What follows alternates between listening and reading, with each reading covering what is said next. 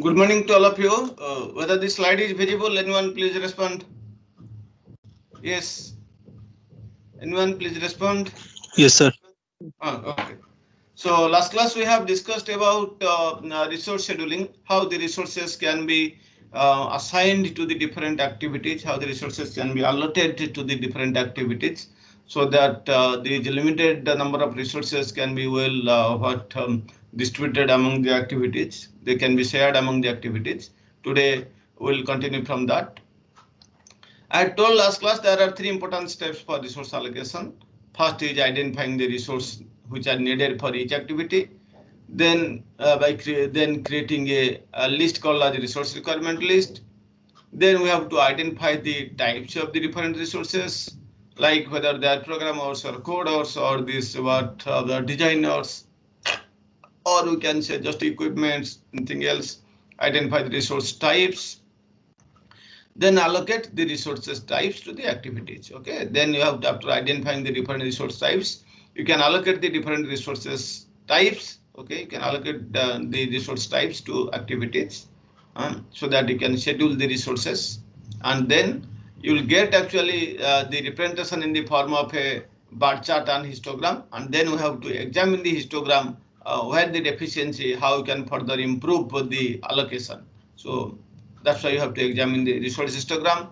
Last class we have discussed about these two. Second two is quite easy. That means you only have to classify, you have to identify what is that resource, it belongs to which type.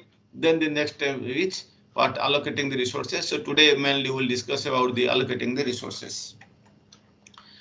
I have already told you that after producing the resource requirement list or after creating the resource requirement list, then the next step we have is to identify the resource types, types.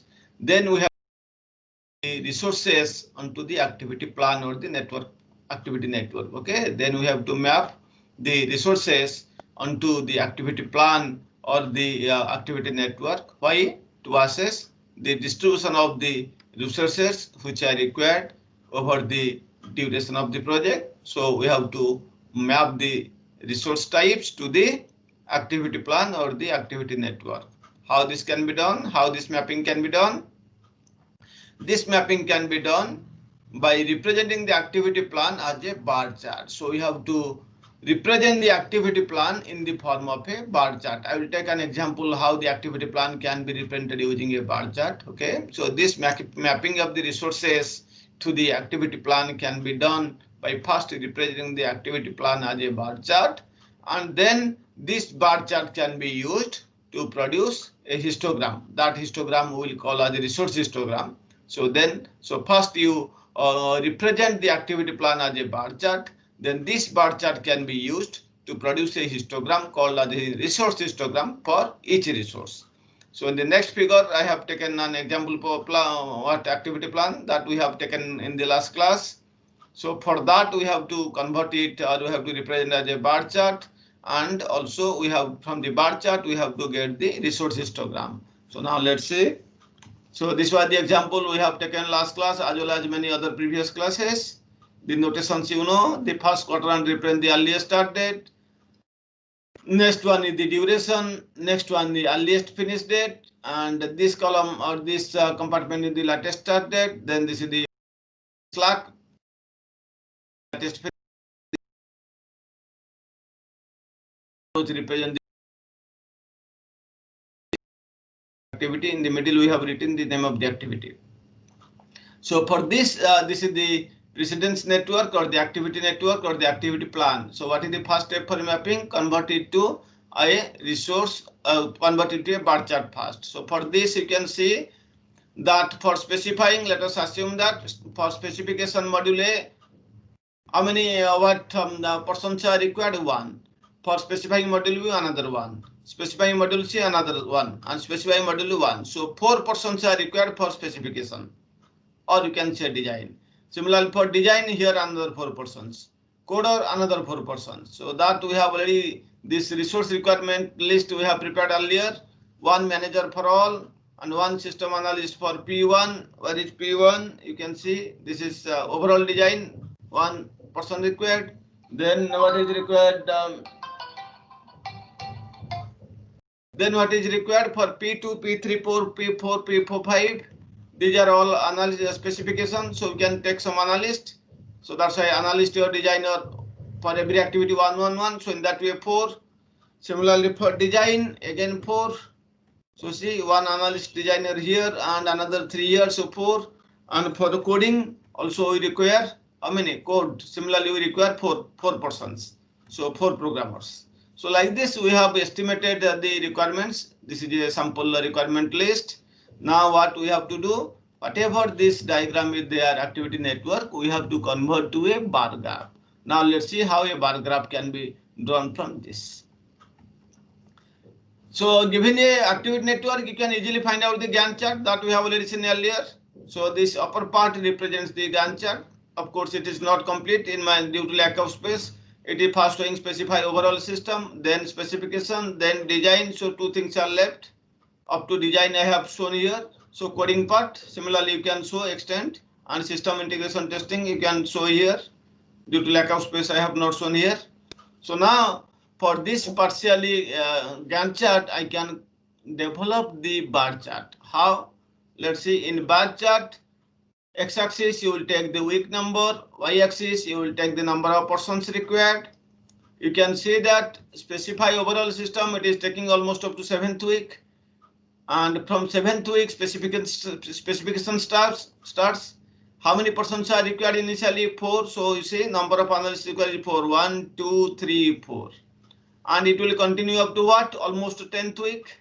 And you see in 10th week, this you know, the white portion is the schedule and this shaded portion is the float. That means this work is completed here. So B and D are completed by before some days of this 10th week. So that means no more 2 analysts will be free. So that's why 2 analysts they have made free. Only 2 will be the required. What are they?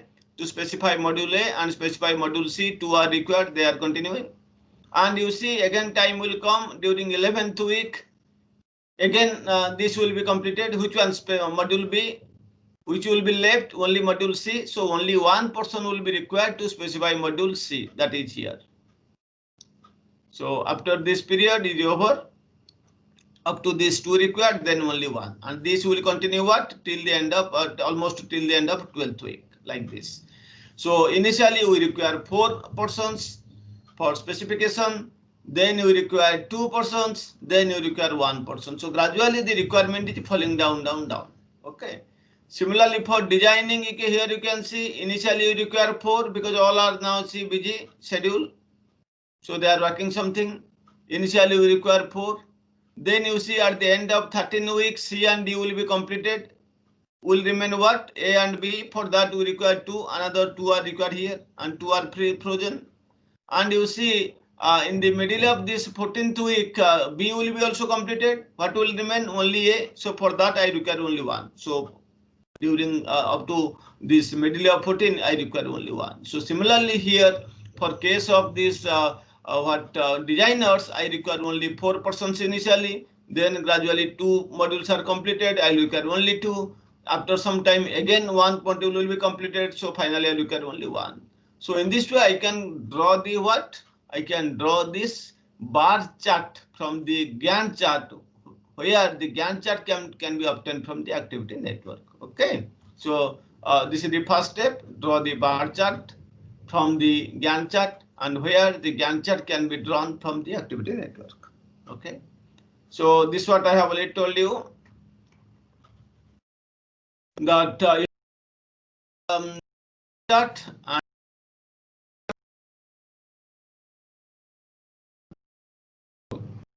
histogram also. So this is what you can say, maybe the Gantt chart, and this is this bar chart, and this bar chart, what we can say, you can treat as a histogram, because histograms are looking like this. Okay. So then you see, if in this histogram, see the Gantt chart are also nothing but the bar charts, you can say. So even if this is the Gantt chart, this upper portion can be treated as the bar chart, and this looks like a histogram. This below portion is a histogram. So now let's see what is the drawback with this histogram. So let us summarize what we have done. that in the next figure we have shown the activity plan, then drawn the bar chart or the Gantt chart from this, and from this bar chart or the Gantt chart we have drawn a resource histogram for the different numbers of analysts or designers required. Then each activity has been scheduled to start at its earliest start date. So here while drawing this bar chart or the histogram, it is assumed that each activity starts from where? From its earliest start date, and earliest start date we have already written. The left hand column is this what? Earliest start date. So while drawing this bar chart or this histogram, it is assumed that all the activities are started from their earliest start dates. Oh, but what is the problem? If every time you will start with the earliest start date, what will be the problem? So the earliest start date scheduling, if you will follow, it will frequently create resource histograms that start with a peak and then tail off. So if you will start with the earliest start date, you will see the resource histograms. See, there is a peak, suddenly there is a fall like this. Here for these designers, there is a peak and gradually there is a sudden fall down.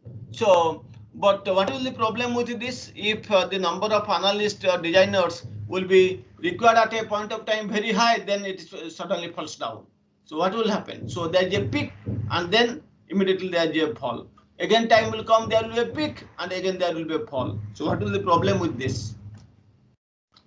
So changing the level of the resources on a project over time or during development of the project, particularly in case of personnel required, it generally adds to the cost of a project, isn't it? If you are time to time, right now today you require 10 engineers, tomorrow 8, again day after tomorrow 12, again after 2 days it will be again 5. So if you change the level of the resources, number of the manpower, number of the resources on a project over some time, particularly take the human resources or the personnel, what it will do? It will generally add to the cost of a project.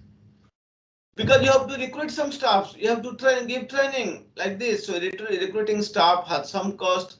Even your staffs are transferred internally, you will take some more time to give them training. The staff members, they will require some time for becoming familiarization with the new project environment. So ultimately, this will take some cost. Okay, it will lead to some cost.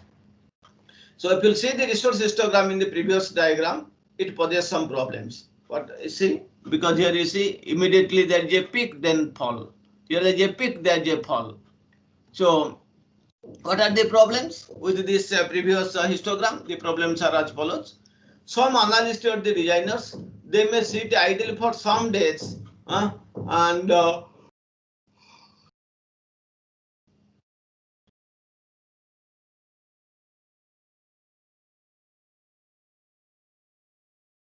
designer. So if see initially for how many 3 or 4 weeks they are busy, but 2 of them will sit for 2 weeks.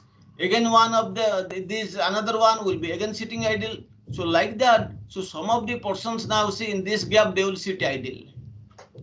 But you have to pay them salary. You cannot you cannot cut down their salary. But they are just sitting idle because for them no work is there. The next work will be started only after this 13th week. So some people will sit idle. It is unlikely that they would have another project requiring their skills for exactly those period of time. You may not have another project where this time exactly 10th to 13th week they will be busy in some other project. You may not get. So they will sit idle and they will take what their salary. This idle time may be charged to the project because these persons will take the salary. So that's why this is the problem with this type of histogram. If these resources are allocated like this, some of the persons will sit idle, but they will take money. So why this has happened? This has happened because you have started each of the activity at their or at its earliest start them. That's why this is the problem. So if some of the activities can be little bit delayed, then probably this problem will not come. So this idle time may be charged to the project. The ideal resource histogram, how it should look like. So this is not ideal histogram. The ideal histogram should be smooth. It should be even with an initial build-up and a staged rundown. Almost it should be what uniform. It should not be peaks and ups or downs like that. So it may have initially it will build up, and while it's what the time is over, it may just staged rundown. Then we can say that this is a ideal histogram, and it should be smooth. It should be even. It should be uniform. The histogram should look. It should look like uniform. It should be uniform. See, this is an example histogram where there are so many peaks and tail-offs, peaks and falls. This is not an ideal histogram. You have to draw in such a way. You have to assign the resource persons to the activities in such a way that they should almost try to balance to fit into this red line. Then we say that this is what smooth. So you see, I have just tried to smooth it, and it should look like this. So almost it is smooth, only say one gear. So initially it is just going up.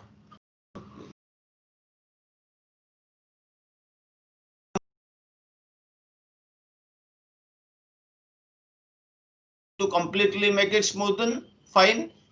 If you want, if it can be completely made it even, that is fine. Otherwise, at least the idle time should be made minimized. So here you see almost all the 4 staffs are required on an average, and almost all of them are busy. Only few are sitting idle. So this is a better diagram. This is a better. This is a smoothened resource diagram where this idle time is less. So your objective is always try to allocate the resources so that the corresponding histogram should look like this. This is a smoothened resource histogram.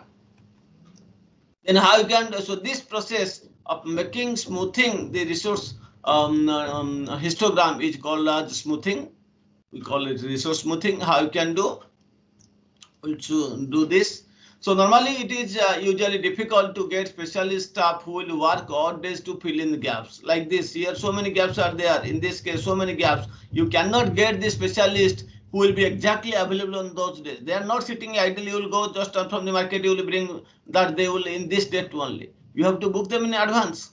So it is very difficult to get the specialist who will work exactly on those odd days to fill in the gaps. There is a need for staff to learn about application, etc. They cannot just come and start working during this period. They have to learn this thing previously. They should have experience. They should learn. Then only they can do some work here.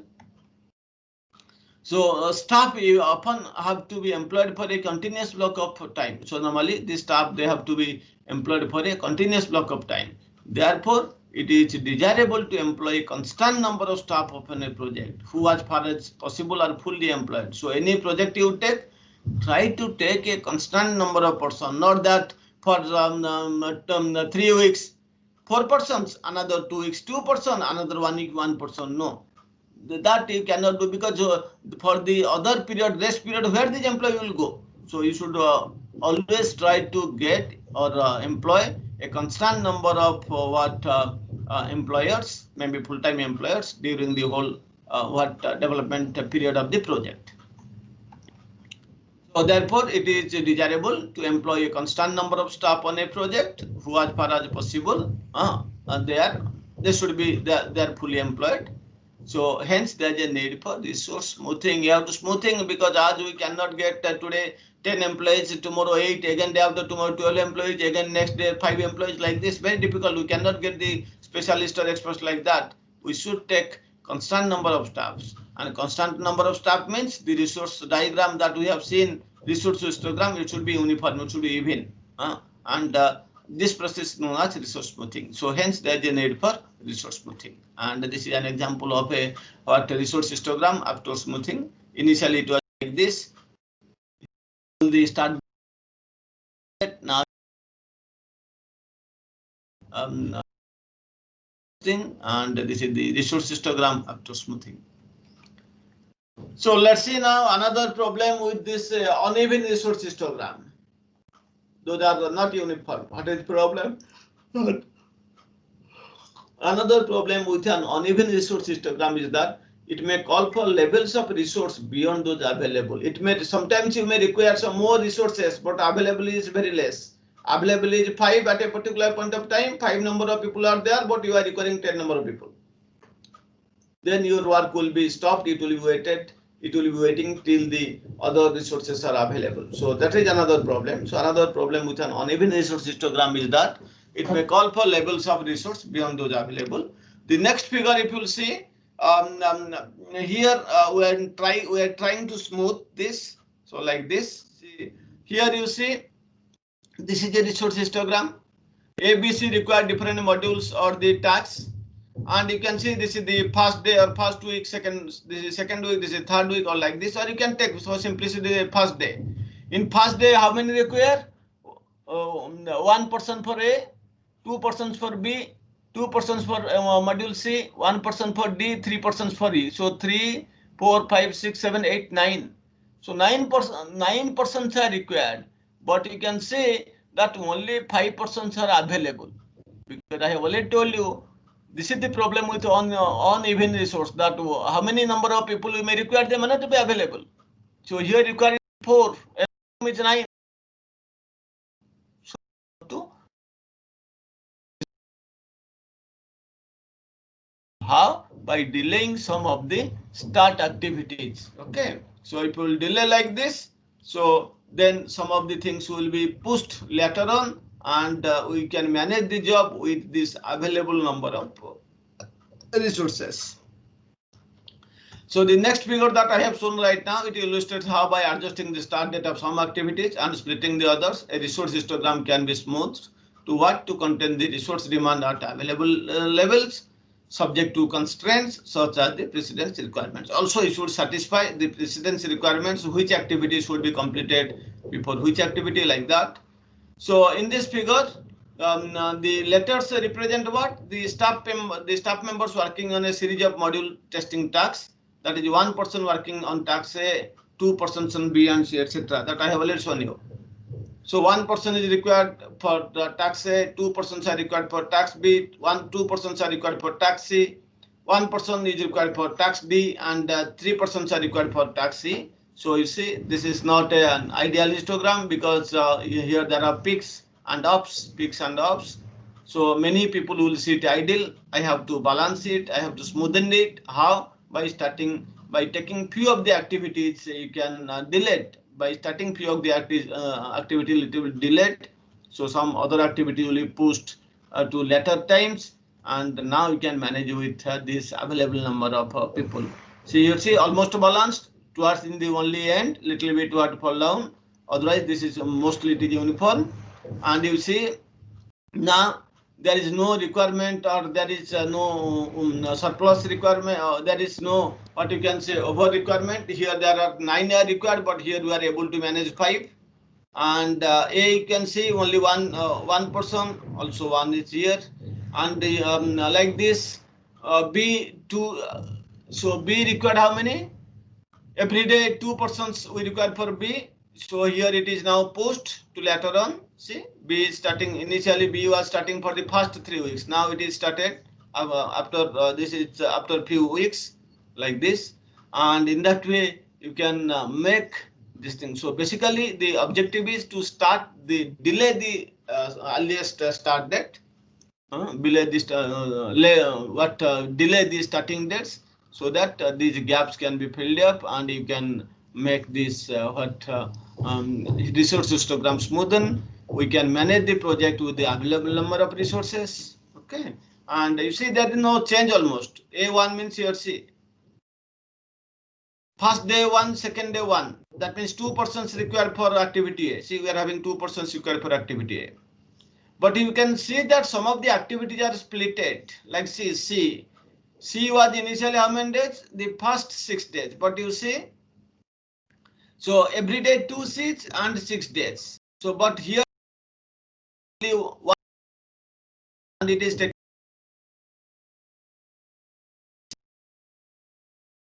completed in 12 days. So similarly, that you can see. So 2 things we are doing. We are delaying some of the start dates of some of the activities, and then second thing is we are splitting some of the activities to fill the gaps. For example, here C is splitted, you can see, so that it was here you require 2 persons for C for every day. Now it is taking only 1 person for C and in 12 days. So in this way you can make the graph, but the resource histogram you can make smoothened, you can make it uniform. Okay. So this I have already told you in this previous figure. The original histogram was how it was created. It was created by scheduling the activities at their earliest start dates. The resource histogram shows that the typical peak shape caused by earliest start date scheduling and calls for a total of how many steps? I have already told you. Maximum is 9 steps is required. But we see how many people are available. We'll see there only 5 people are available. 1, 2, 3, 4, 5 are available. So with this 5, we should complete this project. So we have to delay the start dates of some activities, and we have to split some of the activities. So by delaying the start of some of the activities, it is possible to smooth the histogram, and we can reduce the maximum level of demand for the resource. What is the maximum level of demand for the resource that can be reduced? Here actually we require 9, but available are 5. With those 5 options, we are able to manage the project. So if you will shift some of the dates, then there will be a change in the precedence network. So original diagram was this. This was the original diagram. Now you see some of the activities are starting in late and some of the activities are splitted. For example, let's see its latest start date is 34. Now after revising, we have delayed it. See how it is there. This is C, it is now 48. Please see, I am again showing, as I am saying, some of the activities, 2 things I am doing. Some of the activities they are starting in late, that their start date is delayed, and some of the activities they are splitted. So here you can see that for C, this is C, the latest start date was 34, latest finish date was 55. Now let's see, after revising, we are pushing it some days, we are delaying the start date by some days. You can see 34. This is C now. I have changed because C has to be splitted. So if I have first put D, then we have put C. So now this is 44. So previous case it was 34. Now it is 48. So it is delayed by some days, 14 days. And similarly, the latest finish date will be little bit delayed. But this is adjusted by some other activities, and see final activity when it is over, it is completed here within 104 days. But after adjusting these dates, now it is completing 5 days early. That is in 99 days it is finished. So some of the activities, their starting dates are delayed, and not only that. So some of the activities are splitted. Like see, previously we are having checking option only. See, this is the check option in between. We have to check the specifications. Now we are dividing this see, another check activity also put here, like checks particularly specification C, it has to be divided. So you have to check whether it is working perfectly or not. Check specification C like this. So some of the start dates of some of the activities are changed. You can see yourself, and accordingly you will get a even resource histogram. You will require more manpower. The project is also completed early. So this was this thing that we have seen. Okay, this is how uneven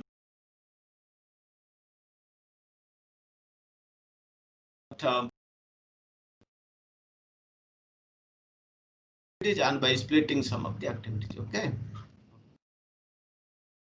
So notice that some of the activities such as C and D have been split, that I have already told you. Here C and D, C it is splitted, similarly D is also splitted, isn't it? The D you see continuously it is taking some 12 days or so, but here initially some days D, again a gap, then D is continued again in the latter parts.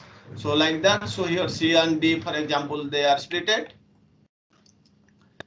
So where non-critical activities can be split, they can provide a useful way of filling gaps in the demand for a resource. So they normally try to split the non-critical activities. Don't try to split the critical activities because the whole project may be affected. So try to split the non-critical activities so that these drops in the demand, they can be filled. But in software projects, it is very much difficult to split the tasks without increasing the time they take. It is a difficult problem. Some of the activities may call for more than one unit of the resource at a time. It's possible some activities may require more than one unit. For example, you see in our thing, for example, F is taking what? Every day it requires 2 persons and 2 days. So that thing also can be solved. How? You can use only one person, but for 4 days. For activity F, here requires 2 persons, 2 days. Instead, if you don't have sufficient person, you can make only one person suppose available. So one person can be given assigned to F, but for 4 days. That is also possible. That I have not shown here, but you can do that thing. So some of the activities may call for more than one unit of the resource at a time. For example, activity F requires 2 programmers there, each working for 2 weeks. What you can do, it is possible to reschedule this activity to use only one programmer, but for 4 weeks. Although for 4 weeks, this thing you can do. This is something about how you can perform resource smoothing, how you can smoothen, how you can smooth the resources. Okay, how resources can be smoothened. So this is about something resource smoothing. Now we'll see another important topic called the resource classes. Just like timetable, you see some of the slots are classed, some of these subjects are classed, overlapped. So resource classes where the same resource is resource classing means where the same resource is needed in more than one place. Okay, we are having one programmer and at the 2 activities they are requiring the same programmer. So where same resource is needed in more than one place or activity at the same time, this is known as resource classes. Then how you can solve resource classes? Resource classes can be resolved by delaying one of the activities. So since the 2 activities they are requiring the same resource at the same time, what you can do? You can delay one activity a little bit later so that after completing, say A and B, they are requiring both the same resource. You can delay a little bit activity B. So after A is completed, to that delaying one, you may delay it further. Taking advantage of the float to change start date. So which activity will delay? Which is having what more float value? Critical activities, definitely they cannot be delayed. So only the activities having some float. So then you arrange the activities in their order of their floats, activity having the highest float that can be delayed further. So taking advantage of float to change the start date. Similarly, another thing is delaying start of one activity until finish of the other. Otherwise, what you do, second approach is you delay the start of one activity until finish of the other activity that resource is being used on. If A is holding the resource, B is wanting that. First thing is you can little bit start the delay, start the activity B, or if A is holding, B is waiting, you completely wait B has to completely wait till A is over because A is holding the resource. So let A be completed first, and if B is having sufficient float time, it can wait till A is completed. So after A has been completing, after A is completing its task, then only B can start. But the problem is that it puts back project completion. The project completion will be also delayed. Okay. Second alternative is moving resource from a non-critical activity. If you are having many non-critical activities and non-critical activity, they are having some floats, some free time.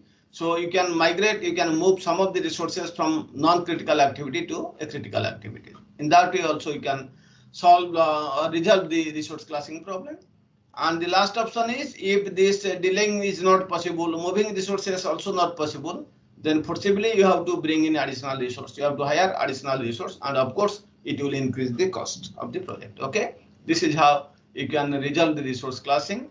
And the next thing we'll see is very much important, called as prioritizing the activities. The activities you must have to prioritize because you are having limited number of resources. So you have to decide that if I am having only one programmer, which activity I should first assign, then which one. So in that way I have to prioritize the activities. Let's see how the activities can be prioritized. You know that in practice, the resources are allocated to a project on an activity by activity basis. First, we give to say activity A, then is given to activity like that. Just allocation of resource activities is very much time consuming and difficult. So it's quite difficult. It's quite time consuming.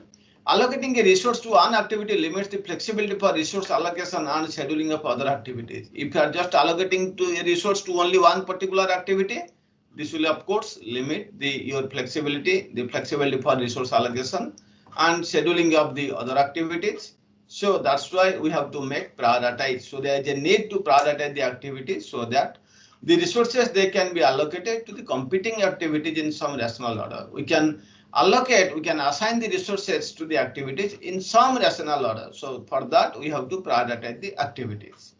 The priority must always be to allocate resources to critical path activity. Please remember, because if there is a small delay in critical path, the whole project will be delayed. So always the first priority should be given to the activities lying on the critical path. So the priority must almost always be to allocate the resources to the critical path activities. I mean the activities lying on the critical path, and then you can give priorities to the activities that are most likely to affect others. Then second priority may go to the activities which may affect others. That means if there is a delay in these activities, then other activities will be delayed. So like that, you have to prioritize the activities. So in this way, what you have to do? The lower priority activities are made to fit around the more critical already scheduled activities. First, you are giving priority to the critical activities, then little bit less critical like this. So who are coming at the end, the lowest priority, or the to whom you will give the lowest priority? So which are having highest slack value, more number of float values, they can be given what these lower priorities, and in this way they can be made fit around the more critical which are already scheduled activities. Now let's see how you can do prioritizing these activities. There are two main ways of prioritizing the activities. Number one is based on the total float priority, which I have already told you. Arrange the activities in terms of in order of their total float or the slack values. Then you give the highest priority, which are having less float, and you have to give lowest priority to those activities which are having highest float values. Another method is order priority, least priority. This I will say now. We'll first see the total float priority. You know, total float we have already defined earlier.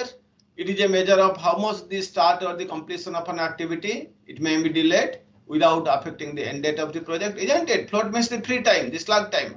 By how many days the activity its start date can be delayed without affecting the end date of the project. In this method, the activities with the smallest float have the highest priority, isn't it? I have already told you this is priority based on the prioritizing based on the total float priority. So what you do, arrange the activities in increasing order of their floats. So that means which having 0 float, it will be given first priority. Next 1 day float, next priority. 2 days float, next priority, like this. So arrange the activities in order of their priorities from lowest float to highest float. So in this method, the activities with the smallest float will be kept at the beginning, highest float will be kept at the end, and the highest priority will give into the smallest float activity.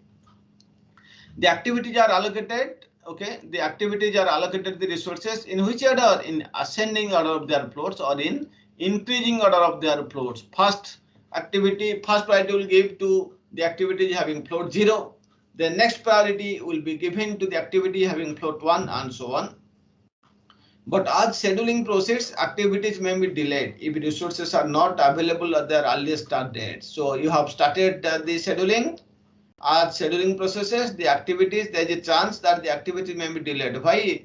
Because the resources which are required by the activity, they are not available at their earliest start dates, and hence the total floats will be what? Now the total float will be reduced because the activities, they are getting delayed. So it is desirable to recalculate the floats each time an activity is delayed. So whenever an activity is delayed, you have to recalculate the floats because there is a change in the floats, isn't it? as the scheduling is proceeding, the total floats may be reduced because the resources are not available. Hence, you have to recalculate. So it is desirable to recalculate the floats each time an activity is delayed. And if floats are changing, then also you have to reorder the list. The order has to be changed. The priority has to be changed. So when you are recalculating floats, hence the list has to be reordered. You have to reorder the list. Okay. Then the second method is the order list priority. In this method, the activities that can proceed at the same time are ordered according to a set of simple criteria. Okay. So in this method, the activities which can proceed at the same time, that means which can be run parallelly, they are ordered, they are prioritized according to a set of simple criteria. And one example of order priority list is this Berman's priority list. So let's see how does this Berman's priority list work. So this method takes account of the duration of the activity as well as float. So it takes into two things into account. What are they? What is the duration of the activity? I mean the time period that the activity will take, and its float, how much float it is having. So this method takes into account the duration of the activity as well as float. But in the previous method, total priority, we are only taking into account the float. But here it takes into account the duration of the activity as well as the float. How does it work? So according to Berman's priority list, priority is given to the activities in the following order. First priority goes to the shortest critical activities. Okay, because in the on the critical path several activities are lying. So first priority will be given to the activity which is having the shortest duration. So the shortest critical activities, I mean the activities lying on the critical path having the shortest duration. So first priority will be given to the shortest critical activities. Next, other critical activities. Okay, so first we have to complete the critical activities. So first priority will be given to the shortest critical activity. Then priority will be given to other critical activities. Next, after the critical activities, then the non-critical activities will come. And again, non-critical activities, there is again some priority among them. Like first, you have to give the priority to all the shortest non-critical activities. That priority will be given. Next priority will be given to non-critical activities with least float, with the smallest float. Then priority is given non-critical activity to least float. And finally, the least priority will give to all other non-critical activities. In this way, you can make this order. You can prioritize the activities. Here you can see it is taking two things into account: float and the period or the duration. Float how? Because since when we are talking about critical activities, obviously we are taking that float is 0. Here also in non-critical activities, we are giving more priority to the non-critical activities having least float, and all other activities having more float, they are put on the last priority. They are given last priority. In this way, Berman's priority list or Berman's priority list where the activities are prioritizing, it works. It takes into account the float value as well as the this duration of the activity. Okay. So now quickly let's see what are the alternatives they are available to resource smoothing. So I have already told you how you can do resource smoothing. Two things I have told: you can delay the start day of the activities and by splitting some of the activities. But always it may resource deferring activities to smooth out resource peaks often puts back project completion, isn't it? If you will delay some of the activities, obviously it may lead the project completion date to a later date. The project completion date will be delayed. In this case, the manager, the project manager, he needs to consider some alternative ways, such as he may increase the available resource levels, because you see he has tried all the things. Delay is not possible, splitting is not possible. So obviously, what is the available resource levels? You have to increase. Maybe you have to hire more people so that this resource level has to be increased. Another way is altering working methods, such as doing overtime work, working in holiday, etc. You may tell your employees to do some overtime or working in Saturday, Sunday, or in other holidays like this. So in this way also you can try to smoothen or you can try to smooth the resources. Okay. So next we'll say about the resource usage. So the project manager needs to maximize the percentage of usage of the resources always, isn't it? You might have seen through the definition of throughput, etc.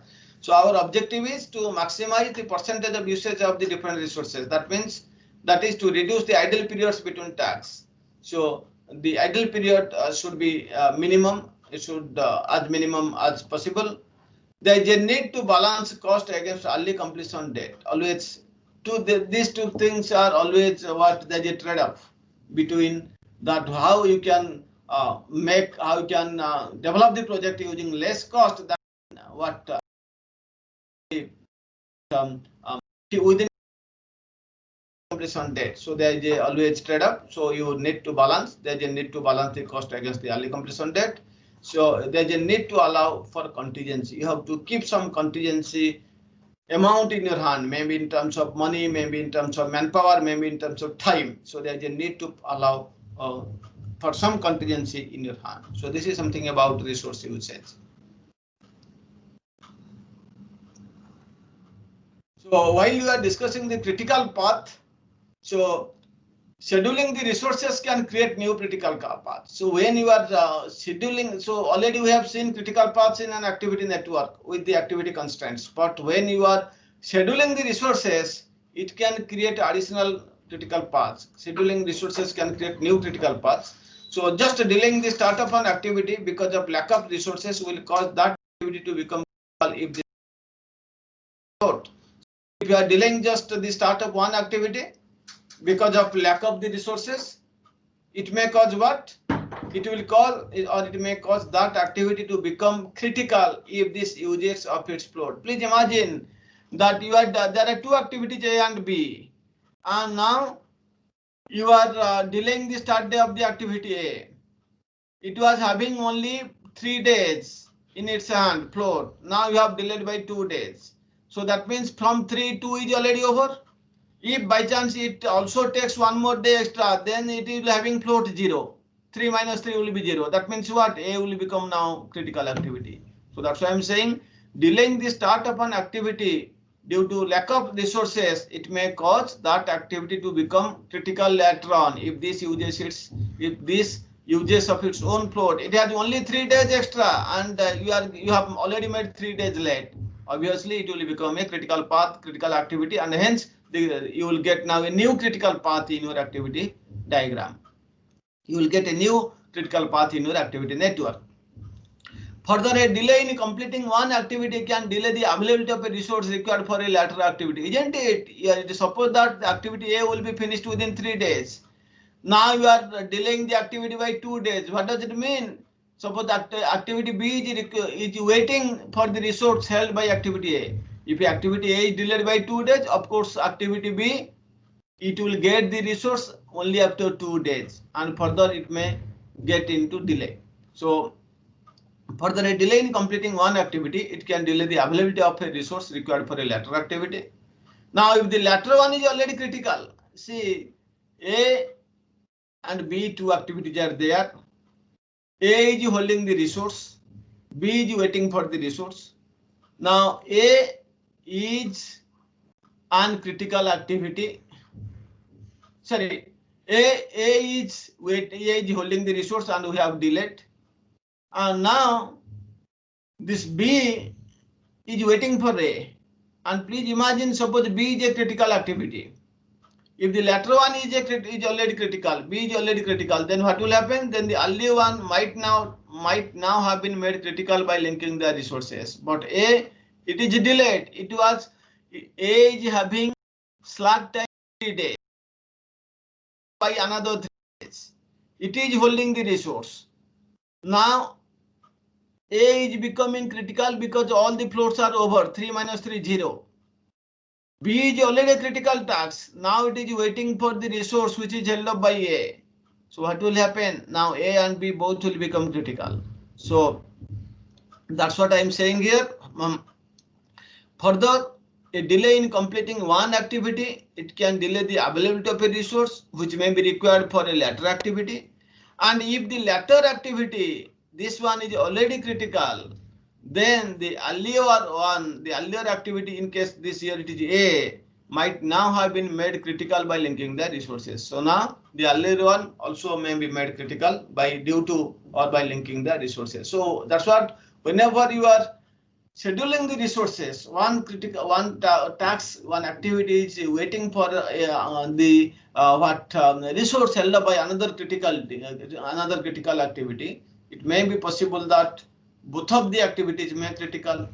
You may get new critical paths in the activity network, so that might happen. So you have to handle properly. You have to think of how many days you will delay the activity, how the resources can be allocated efficiently, that you have to think of. So that means due to allocation of resources or due to resource scheduling,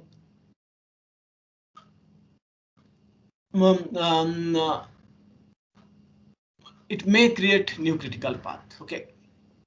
Now, by the process of scheduling the resources, it is possible that creating a new critical paths may arise. Okay. So now scheduling resources can create new dependencies between the activities. Okay. So when you are scheduling the resources, so I have already told you, scheduling resources, it can create new dependencies between the activities and it may create new critical paths. Please remember, it is better not to add dependencies to the activity network to reflect resource constraints. That's why while you are drawing the activity network, only you say the activity dependencies. Do not try to show what the dependencies to reflect the resource constraints. That means B is waiting for A for getting some resources. So that's why it is better not to show, not to add the dependencies to the activity network to reflect the resource constraints, because obviously the network will become very messy.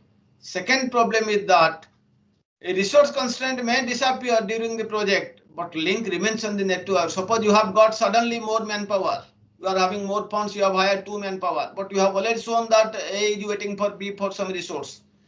So now you are already having resources, so resource constraint is not there, but still that link is there between A and B. If we say that B is waiting for resources from A, which is held up by resource A. So that's why do not show or do not add dependency to the activity network to reflect the resource constraints.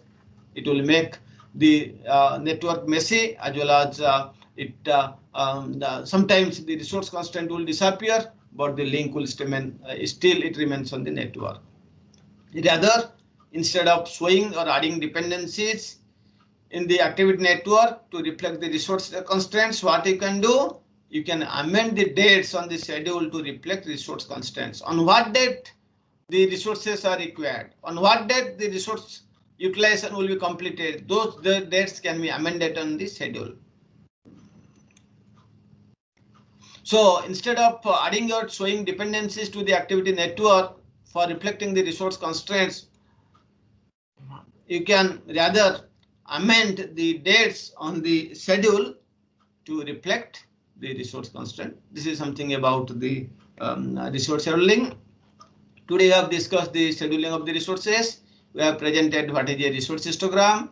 We have also explained the concept of resource smoothing, how the resource smoothing can be done. One I have already told you, by delaying the start dates. Another by splitting this some of the activities. Wherever this is not possible, you have to hire more resources. We have also described fundamentals of resource classes, how resource classes can be resolved, that also we have discussed. We have also discussed the methods for prioritizing the activities. Two methods we have seen. One is by using the total float, another is by using this ordered list. The example of priors, Berman's priority list coming under this ordered priority list. We have discussed these two methods for prioritizing the activities. Okay, so all those things we have discussed today regarding resource scheduling. Please have a look on these topics of resource scheduling. We have taken this only from this three authors book on software project management. Thank you very much. So any doubt, please now, either on the first one or the last class, any doubt, please.